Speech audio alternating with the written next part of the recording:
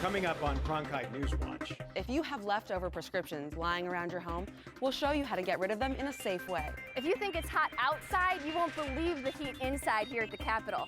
I've got the update. Your identity under attack, why the number of victims are rising, what you can do to help yourself. One Arizona city is making up for Mother Nature and sending a flood to an area affected by the drought. And find out how the lack of rain this year could affect your grocery bill. In-depth, insightful, innovative. Cronkite NewsWatch starts right now. Welcome to Cronkite NewsWatch. I'm Zara Tallier. Let's start with a big week for Arizona lawmakers. We're keeping an eye on the Capitol with Tara Molina. Schools, trespassing, and gun laws. I've got your update here at the Capitol as state lawmakers are staring down a deadline to pass their bill. The Senate gave it a green light yesterday, and now the House is set to vote on a major expansion of Arizona's school voucher program. The bill allows for about 120,000 low-income students to use taxpayer money on private education. Next up, the House of Representatives is expected to vote on a trespassing bill that some are comparing to SB 1070. The bill would give police additional power to arrest trespassers who are breaking any other state or federal law. But some fear that it will allow them to unfairly target illegal immigrants. Meanwhile, the governor still has to act on 3 more gun bills. Last night, Governor Jan Brewer signed a bill that prevents cities from restricting gun use on private properties. That's your Capitol update. I'm Tara Molina, Cronkite News. It hasn't improved and it hasn't gotten worse. Arizona's unemployment rate has stayed the same. It stands at 7.3%, with jobs being added in certain sectors and lost in others. 15,600 non-farm jobs were added. 9 of 11 economic sectors added jobs and 2 lost jobs. Professional and business services has the greatest gain with 7,300 jobs. And the government sector lost 1,500 jobs. Our Shane Dwyer joins us from Taylor Mall. Shane, Arizona's unemployment rate, it's kind of a mixed bag. But the state did add more than 17,000 private sector jobs just last month. Zahara, that's right. It's a sign that industries are still trying to create new businesses here in our state. And as you can see behind me, the sun is shining bright here in Arizona, as it does almost every single day. Now, business leaders are trying to decide whether or not to harness the power of Arizona's sun for business purposes. Our reporter Mackenzie Scott joins us live from Washington, D.C. right now with more details on today's Solar Summit. Mackenzie? Today, the White House celebrated Solar Champions of Change while announcing plans to expand solar use all over the country. The day-long discussion included a grab bag of White House proposals to increase solar power on federal lands, low-income housing, and rural areas, among other plans. The biggest ticket item was $15 million to help local governments develop solar markets. It comes days after the Pentagon announced plans to install the Army's largest solar array on southern Arizona's Fort Huachuca. Solar energy expert Todd Foley says that Arizona will benefit from a solar expansion because of how much sun it gets. Arizona is blessed with a huge resource base. You might even say we've often talked about the Southwest being the Saudi Arabia of solar power. It's a huge resource that Arizona is beginning to tap into, and could do tons more to make sure that you're adequately tapping into that abundant resource. The groundbreaking for the Fort Huachuca solar array is set for next Friday and is expected to provide 25% of electricity for the base. Live in Washington, Mackenzie Scott, Cronkite News. Those prescription bottles stacking up in your medicine cabinet could make you a target for crime. Reporter Brittany Vermilia tells us why it may be time to clean out those cabinets.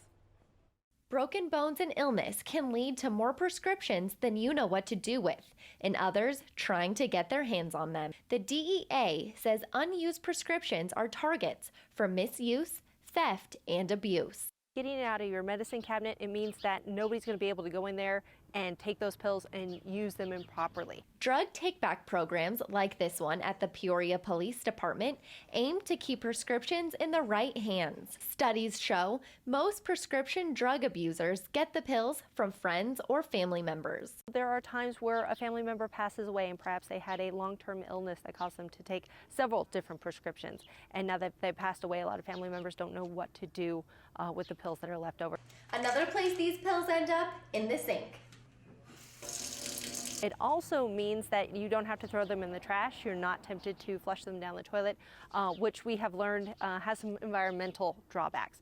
Drawbacks that include traces of pharmaceuticals found in our water system. So while those pills may be great for recovery, they shouldn't linger in your medicine cabinet. In Peoria, Brittany Vermilia, Cronkite News. National Prescription Drug Take-Back Day is on April 26th. Since the take-backs began in 2010, over 2 million pounds of pills have been turned in, kept out of our water and out of the wrong hands. Think about it. How many times do you enter passwords onto websites every single day? I know that just today I've probably entered at least 10 to 15 different passwords on bank account websites, personal information, email, you name it. Well, new data suggests that the amount of people trying to get those passwords is on the rise. And Cronkite News reporter Megan Thompson joins me live down here on Taylor Mall right now with more information about this. Megan?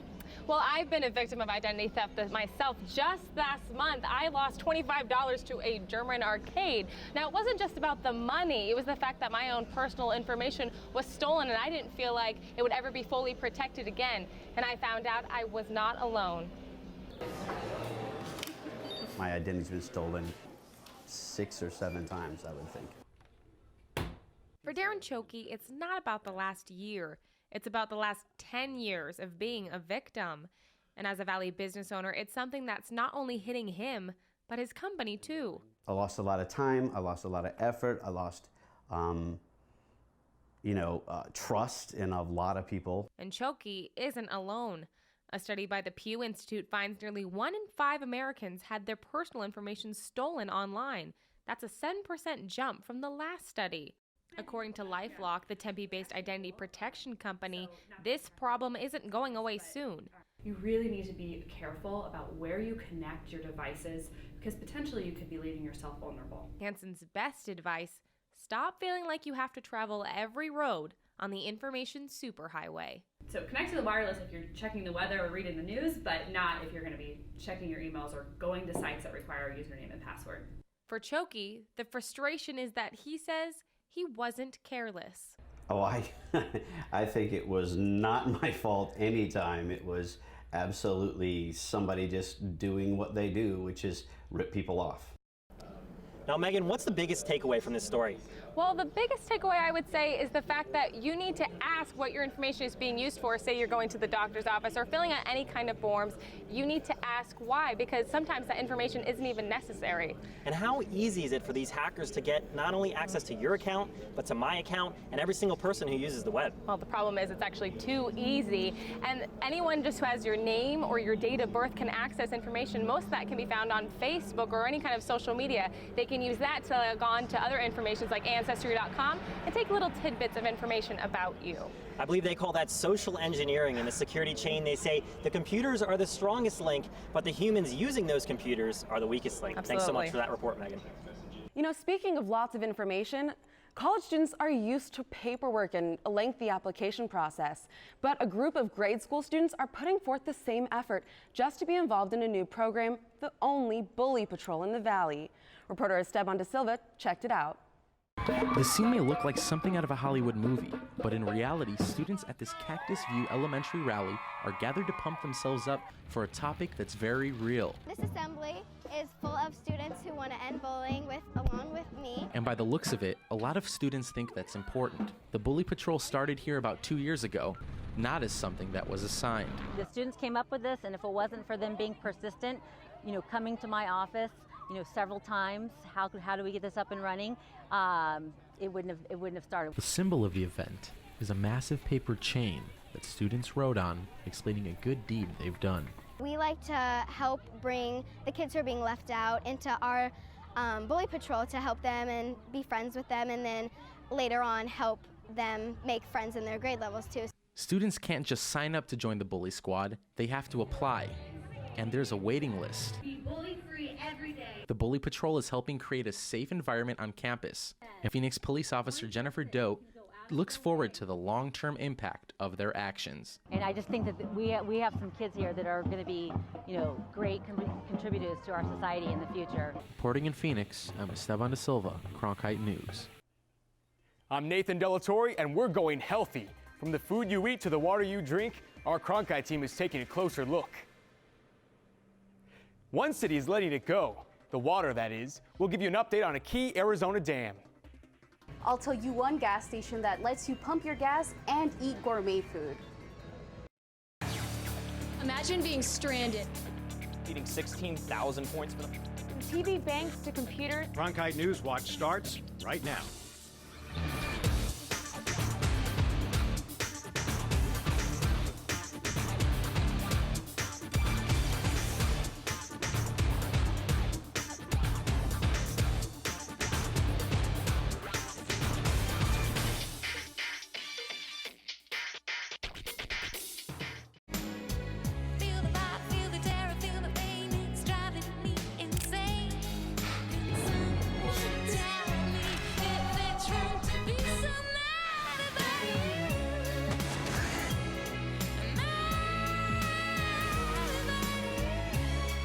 Just kiss me. That's my kind of man. You've been creating quite a stir.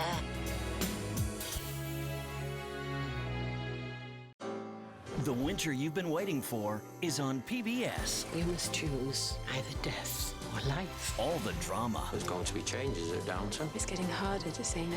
The adventure. The waves are breaking all around us.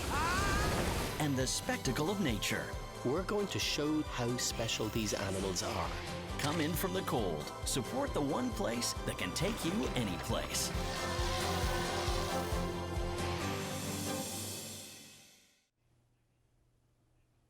When you need to fill up, you're usually just in and out at most gas stations. But Sophia Solis visited one local gas station that wants you to stay a little while longer. That's right. I'm standing inside the only gas station in Arizona which serves gourmet food and sells fine wine. These four women meet twice a week to catch up and play mahjong, and they found the perfect spot in Scottsdale. They let us sit back here. They made us a spot away from all the eating area.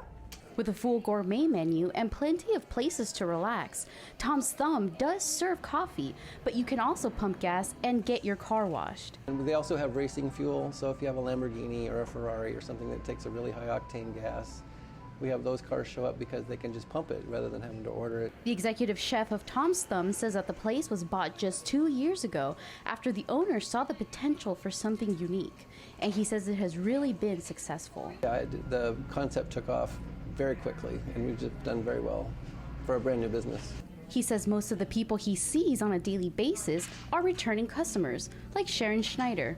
Part of the reason is that unlike other coffee shops that expect you to purchase a drink or food, this one allows people to just hang out. Not all of us eat. A few of us eat, some of the ladies do not eat. And they never make us feel that you have to buy something. With the low pressure sales but high-end food, Tom's Thumb is Scottsdale's newest hotspot. The owners say that it's so successful, they're thinking about expanding to other cities. Back to you. History is being made south of the Arizona border in the Colorado River Delta. The area west of Yuma used to be a wetland, but it's been dry for decades. And as Cronkite NewsWatch reporter Vivian Padilla tells us, it's a dry spell that's coming to an end, all in the name of science. You're looking at the Morelos Dam on the southern border of Yuma.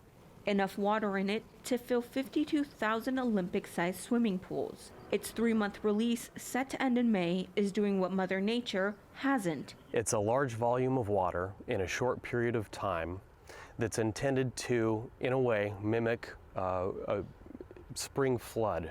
The water release would help reestablish the native plants and animals of the region. And you have more than 380 species of birds that depend on that area for their nesting areas. And those nesting areas are also in jeopardy. There are no young trees, saplings going up to replace the old trees. Allow some of these seeds to germinate and create a whole new generation of native vegetation of cottonwoods and willows. And this historic water project has been in the making for many years, requiring two nations, Mexico and the U.S., to come together. It's an environmental experiment born from a binational 5-year agreement, allowing all that water to flow through the dam, a first in its 64-year history. There's a great benefit to both countries, and I think it may represent a new era in how we manage water across the borders. And it's Aaron Marshall's job to make sure that the right amount of water is released at just the right time. It's sort of like a science experiment, and we have a lot of uncertainties. Hopefully, this will give us more information if there's going to be a pulse flow again in the future. One historic step now that may mean a more certain future for the native plants and animals that need water to survive. Reporting in Yuma, Vivian Padilla, Cronkite News. The project is halfway complete with only a couple more weeks before the Morelos Dam closes its floodgates once again. Nathan, humans aren't the only ones that enjoy a good massage. When we come back from the break, we'll take a look at the blurry line between animal therapy and animal medicine. California weather's about to hit you in the pocketbook. Find out how in the weather next. NewsWatch is one of the really big things I will always remember for the rest of my life. You're lugging around all of your equipment, you are doing all of the work, and that's what makes it so fulfilling to me. Being an anchor, I think, is a privilege. I enjoy every moment of it. Seeing your show on air, it is one of the most surreal feelings ever.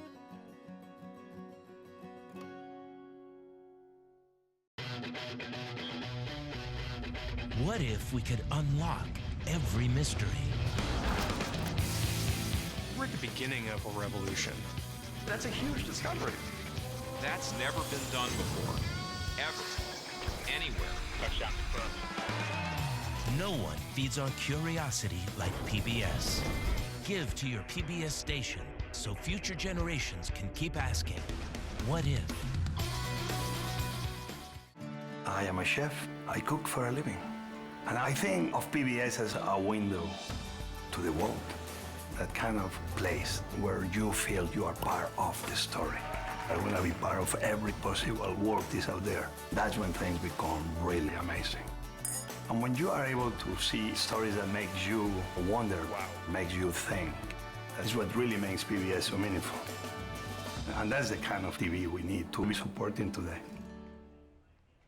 We're headed into the weekend, and Shane, nothing sounds better than a nice long massage. Zara, I know once Saturday rolls around, I'll definitely be hitting up my massage therapist and getting on that table for her to take care of my back. And as I found out, as we know, it's more than just for relaxation. Professional athletes use massage therapists to take care of their muscles and different things after different baseball games, football games, things like that. But as I found it, it's not just human athletes that are using this new type of therapeutic massage. I traveled down to Tucson to find out more about this program. With just her hands for tools. Good boy. And knowing exactly where to put pressure. No. Celeste Kelly can relax and soothe a horse nearly 3 times her size. A sore, tight, stiff muscle is a sore, tight, stiff muscle. Doesn't matter if it's on a person, a horse, a cat, a dog, whatever. Ben and Celeste go way back. Over 4 years they've been working together. And although Celeste has over 10 years of experience and 3 different certifications, the state of Arizona doesn't think that that's enough. I received a cease and desist from the Arizona State Veterinary Medical Examining Board.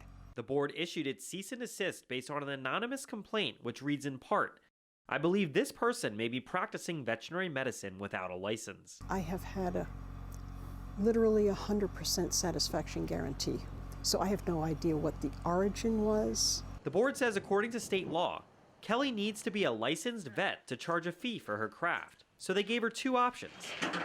Either stop practicing massage or do it for free. If I did what I do, changed nothing, and did it for free, it would no longer be a problem. Yes, I know.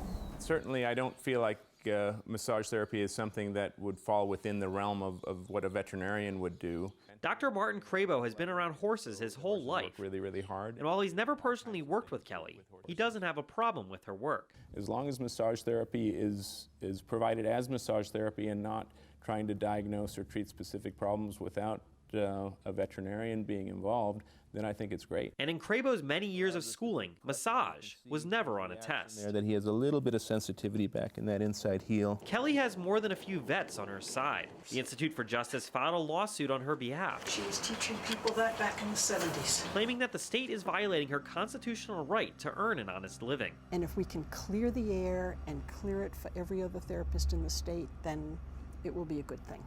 We tried to clear the air with the veterinary board, but they declined an on-camera interview, citing the lawsuit. No. Meanwhile, a similar suit in Maryland was a success. So Kelly hopes that she'll soon be able to continue the work she loves, helping horses with just her 2 hands. I know, babe. I know. In Tucson, Shane Dwyer, Cronkite News.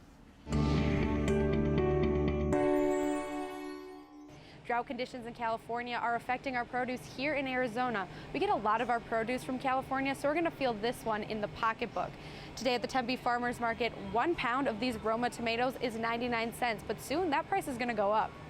Taking a closer look at our satellite radar, we can see there is absolutely no rain in the near future for California. The state will get hit with some light winds over the next few days though, but as for us here in Arizona, we won't feel a thing, just those high produce prices. And we will feel slightly cooler temperatures as we head into the night. We'll cool off just a bit to about 67 here in Phoenix, 62 down in Tucson. Up in the high country, they'll be in the 40s, 44 in both Winslow and Page. But those temperatures will all warm right back up tomorrow all over the state. 92 over in Yuma, 95 in Bullhead City. Grand Canyon will have a very warm day with a high of 73. And here in Phoenix, we'll be close to those triple digits with a high of 94. We will also be close to those triple digits on Sunday. Easter Sunday will be a beautiful day with a high of 93 degrees, which will cool off later into the upper 60s. And looking past the weekend and into early next week, we can see we have a very warm week ahead. We'll see some clouds tomorrow and Sunday and some slight chances of rain on both Saturday and Sunday. But as we head into a new week, we'll have clear skies with a high of 97 on Monday and a high of 96 on Tuesday. That's all for your Cronkite weather. I'm Lauren Wells. And our sports team is down at Chase Field. They'll bring you the latest on the D-backs, the Suns, and the Yotes coming up next. A tradition of excellence, integrity, and innovation. The second I came in, I fell in love with the program. The Cronkite School propels students into the new era of journalism. Students are learning. Digital, entrepreneurial, and collaborative labs encourage students to shape the future of the industry, and the industry is watching. We have come here to meet with students at the Walter Cronkite School of Journalism. The Cronkite School, the journalism school for the digital age. What if television could sweep us away to another time and place? Very nice, my lady. And could take us from the Gilded Age to the Great War. From the heat of the chase to the heart of a queen. No one tells stories like PBS. Give to your PBS station and help bring stories like these to life.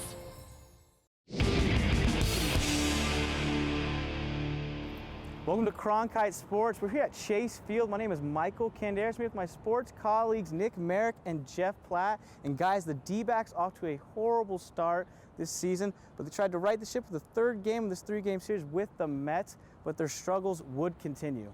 Mets pitcher Dylan G had a perfect game going to the 5th, but looked like Gerardo Parra was going to turn around with a blooper to center, and he's going for 2. But can you believe it? G gets on his horse and makes a spectacular catch and tag to end the inning. Pick it up in the bottom of the 9th, and the D-backs show a little bit of life with back-to-back jacks by Aaron Hill and Paul Goldschmidt to make it a 5-2 game. But that just wouldn't be enough. The D-backs lose 5-2 and now are swept in back-to-back series.